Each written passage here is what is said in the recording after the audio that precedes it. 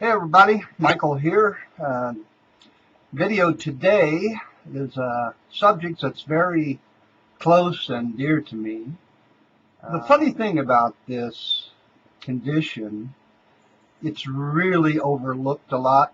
It's a very difficult condition for doctors to diagnose, and it often goes undiagnosed.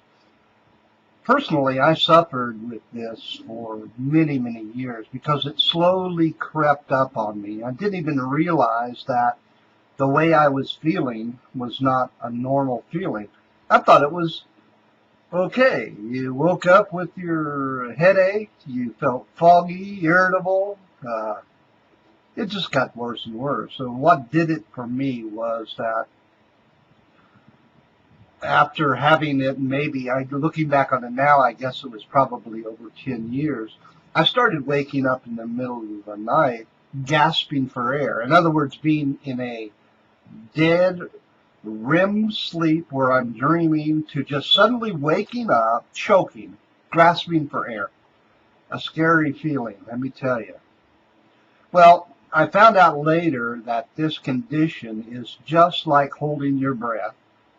Again, over and over again. Just like when you were a little kid, you used to play a game where you held your breath until the other one just like was so dizzy about it, you laughed your full heads off.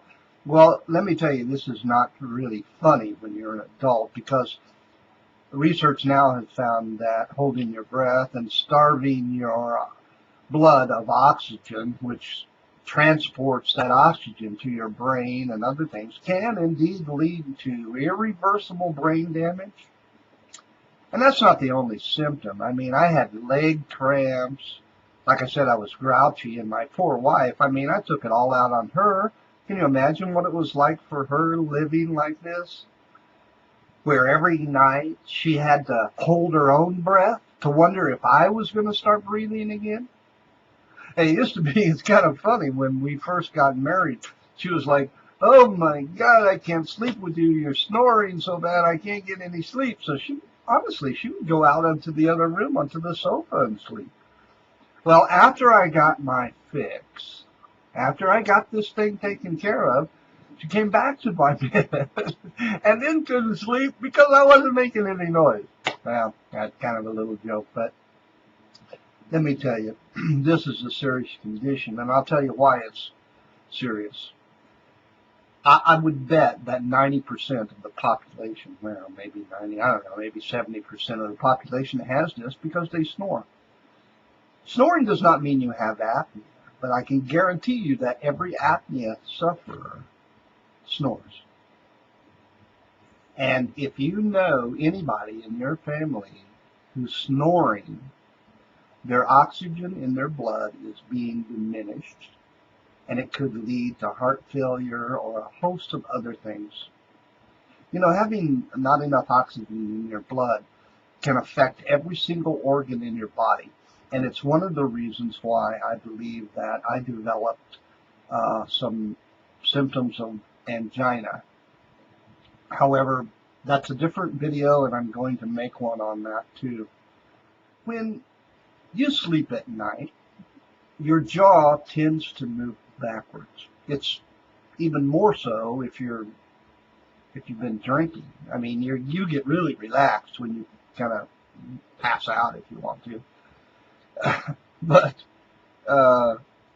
your throat on the inside is about that big around in a normal person's anatomy. It kind of is an oblong shape and kind of will flatten out when your jaw drops back and your mouth comes open.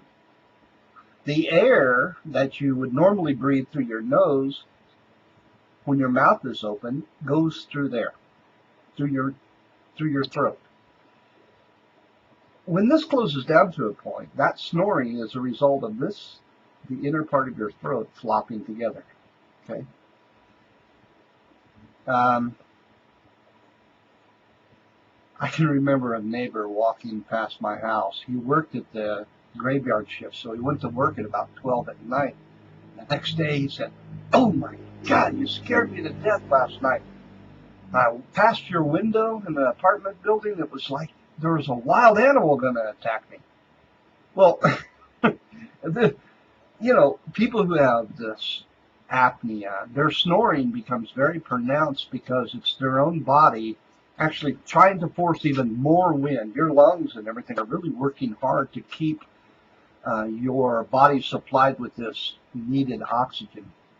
And then you wake up and go to sleep, and sometimes you never even get to REM sleep, which is the only sleep that you actually get some rest and to recharge your body in. There are cures for this, and it amazes me that it's such a simple cure that more people don't seek out help, but I think it's because it's not diagnosed.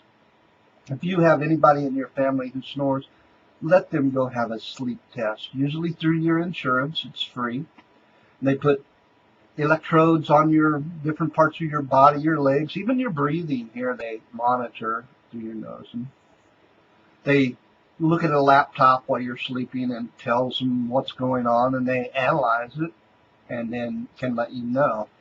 They did the sleep test with me at my house.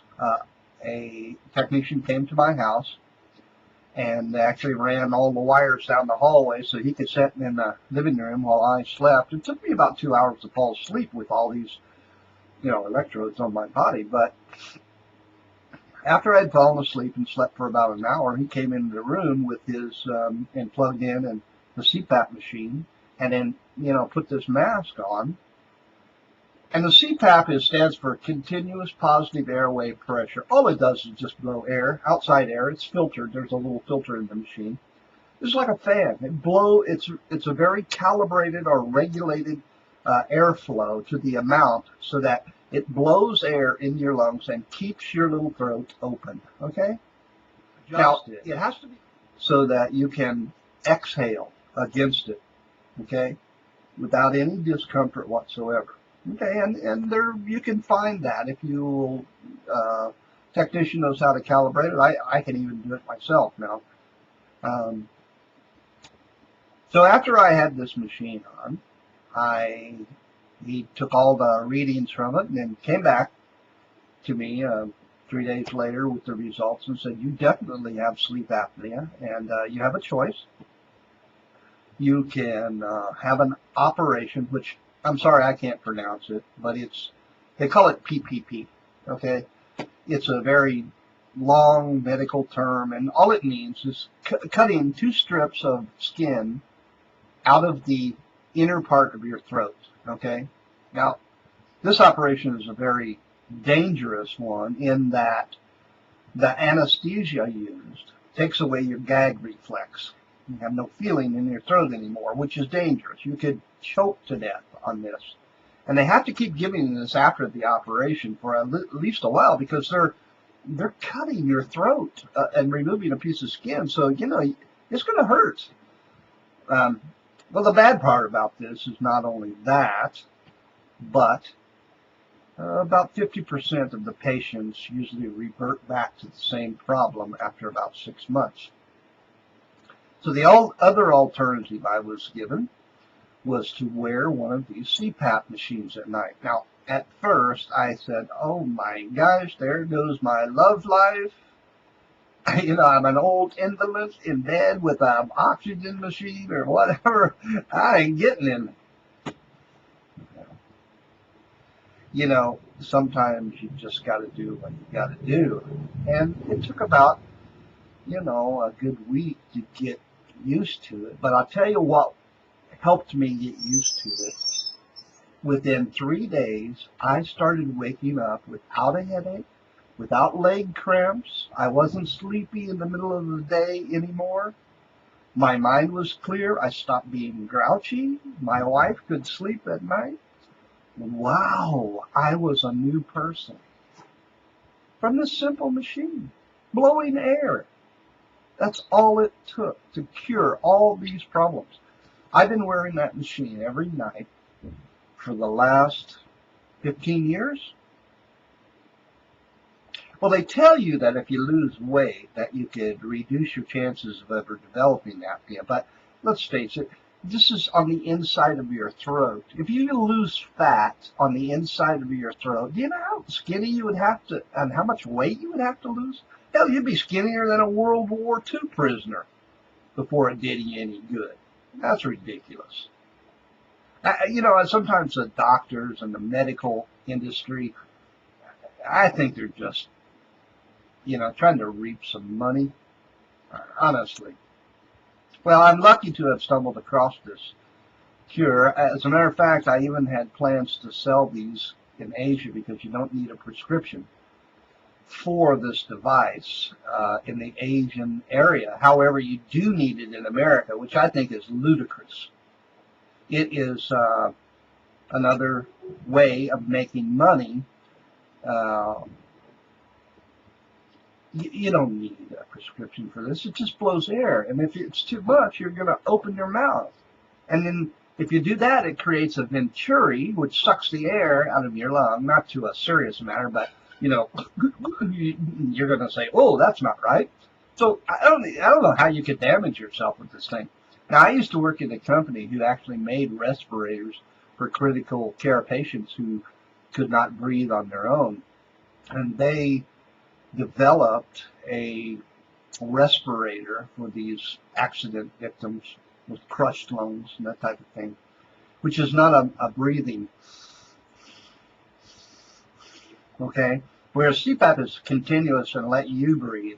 These people couldn't breathe on their own, so you have to create that suction or exhaust and also inhalation cycle within the machine.